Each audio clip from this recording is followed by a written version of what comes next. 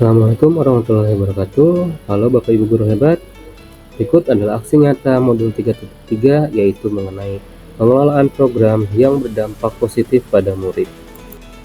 Berikut adalah tujuan dari program Gelora, yaitu yang pertama adalah meningkatkan kemampuan literasi membaca dan menulis siswa dengan pemanfaatan teknologi digital.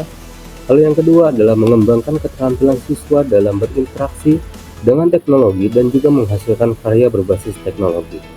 Lalu yang ketiga adalah mempersiapkan siswa untuk menjadi pembelajar mandiri dan bertanggung jawab.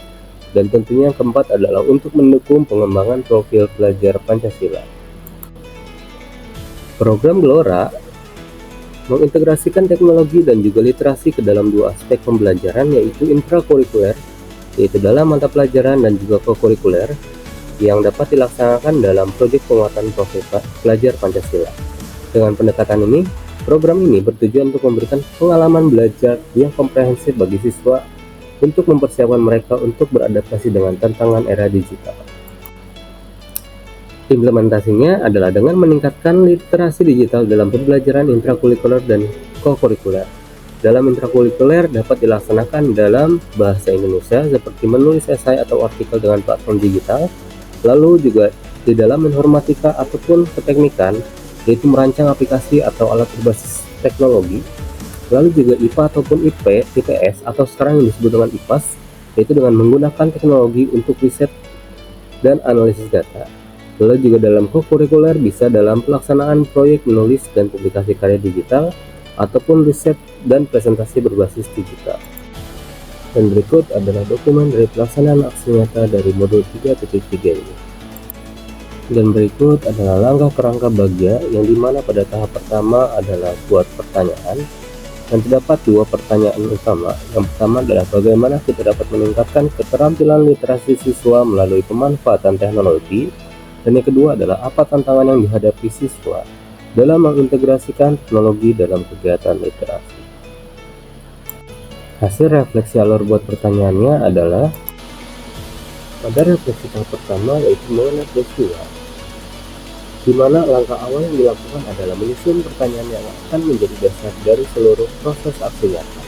Diskusi dimulai dengan kepala sekolah dan rekan-rekan guru untuk menentukan topik yang dapat merangsang minat murid sekaligus mendukung peningkatan keterampilan berpikir kolektif dan juga kolaborasi. Pertanyaan utama yang muncul adalah bagaimana kita dapat meningkatkan keterampilan berpikir kritis murid yang sekaligus memperkuat kolaborasi antar guru dan juga murid melalui proyek inovasi yang berdampak pada lingkungan sekitar. Sebagai tindak lanjut, saya mengajak beberapa perwakilan murid untuk berdialog mengenai topik ini. Dalam diskusi tersebut, mereka menunjukkan antusiasme terhadap isu lingkungan dan juga memberikan ide kreatif seperti penggunaan sampah plastik sebagai bahan baku produk baru ataupun pengelolaan sampah yang lebih efektif di sekolah. Hasil diskusi ini adalah perancangan proyek yang bertajuk Eco Creative Challenge, yang dimana sebuah kompetisi antara kelompok lintas kelas di mana murid diharapkan menciptakan produk ramah lingkungan. Lalu tahapan refleksi yang kedua adalah mengenai perasaan, yang dimana saya melihat antusiasme murid yang begitu besar dalam merespon ide proyek ini. Saya merasa bangga dan termotivasi bahwa dialog yang terbuka antara guru dan murid ternyata bisa menghasilkan ide yang lebih segar dan relevan dengan minat mereka. Saya juga merasa senang dengan kolaborasi antar guru dan murid yang berjalan dengan lancar, dan juga menciptakan rasa kepemilikan dan tanggung jawab dari murid terhadap proyek yang akan mereka jalani sendiri. Tahap yang ketiga yaitu adalah pembelajaran, yang dimana proses ini mengajarkan saya bahwa dalam merancang suatu kegiatan yang berfokus pada pengembangan keterampilan murid, penting untuk melibatkan mereka sejak awal. Dengan mendengarkan suara mereka, murid merasa dihargai dan lebih bersemangat untuk berpartisipasi. Selain itu, keterlibatan aktif murid dalam merumuskan proyek dapat memotivasi mereka untuk lebih mengaplikasikan keterampilan yang telah dipelajari, sekaligus membuka kesempatan untuk mereka berkolaborasi dalam mencapai tujuan bersama. Dan sebagai penerapan ke depan, saya menyadari pentingnya memperkuat dialog antar guru dan murid pada awal perencanaan dalam proyek-proyek selanjutnya. Saya akan terus melibatkan murid untuk menyumbangkan ide-ide mereka sehingga mereka merasa memiliki proyek tersebut. Saya juga berencana untuk membuat sesi tanya jawab secara rutin agar murid dapat menyampaikan ide dan masukan mereka dengan lebih bebas. Lalu berikut adalah langkah kerangka bagian yang kedua, yaitu mengenai ambil pelajaran, yang dimana dua pertanyaan utamanya adalah apa yang sudah berhasil dalam mengintegrasikan teknologi ke dalam kegiatan siswa, dan yang kedua adalah apa yang menjadi hambatan terbesar dalam memanfaatkan teknologi dalam kegiatan. Dan hasil refleksi dari alur ambil pelajaran adalah pada refleksi yang pertama, yaitu mengenai peristiwa. Tahapan ini dilaksanakan setelah perencanaan matang dan proyek mulai diimplementasikan. Setelah proyek Efek Kreatif Challenge dimulai, kami mengadakan workshop untuk memberi pengetahuan tentang berpikir kritis dan juga metode inovasi produk. Selain itu, kami mengadakan survei untuk mengetahui minat murid terhadap topik-topik lingkungan dan bagaimana mereka lebih tertarik berkolaborasi dengan teman kelas ataupun kelas lainnya. Murid dibagi dalam beberapa kelompok, dan setiap kelompok diminta untuk memilih topik terkait isu lingkungan yang mereka ingin angkat.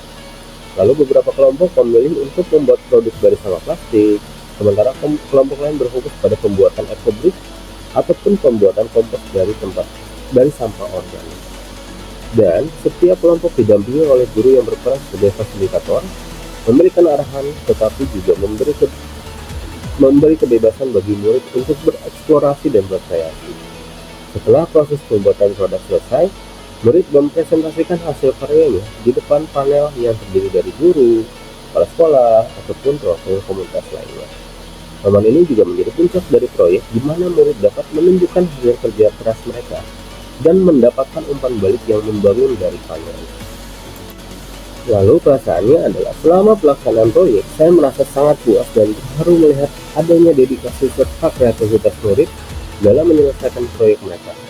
Melihat mereka berkolaborasi dengan teman sekelas ataupun kelas lainnya, berinteraksi dengan guru yang bertindak sebagai fasilitator, membuat saya semakin percaya bahwa model pembelajaran kolaboratif ini sangat efektif dengan mengasah keterampilan berpikir kritis mereka.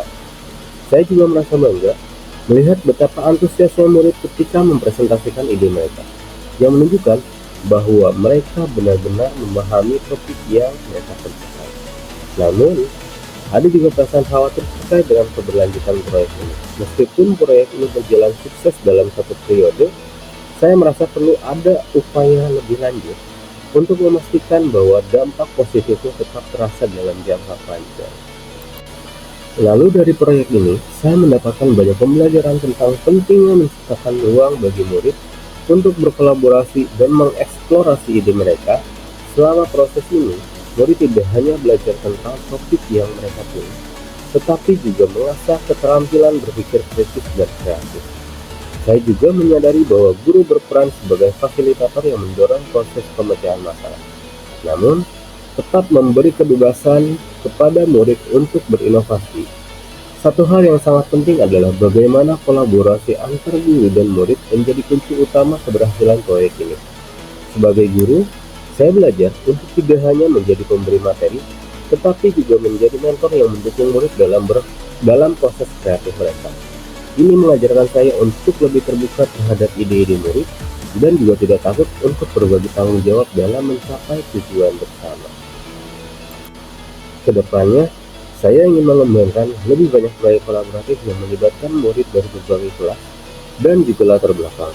Hal ini akan memberikan kesempatan bagi mereka untuk belajar dari satu sama lain dan melihat perspektif dari yang berbeda.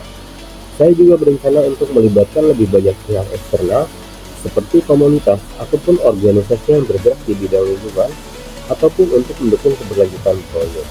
Selain itu, saya ingin mengintegrasikan pelajaran ini dalam rutinitas pembelajaran sehari-hari dengan lebih banyak memberikan ruang bagi murid untuk berkolaborasi dalam menyelesaikan masalah. Saya percaya dengan terus memperkuat kemampuan berpikir kritis dan kreativitas murid, mereka akan lebih siap menghadapi tantangan yang lebih besar di masa depan.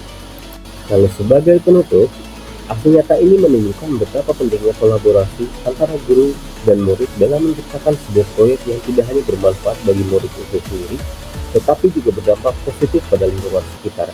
Dengan mendekatkan murid pada isu-isu nyata seperti lingkungan, Mereka tidak hanya belajar teori tetapi juga mengembangkan keterampilan praktis yang akan berguna dalam kehidupan mereka.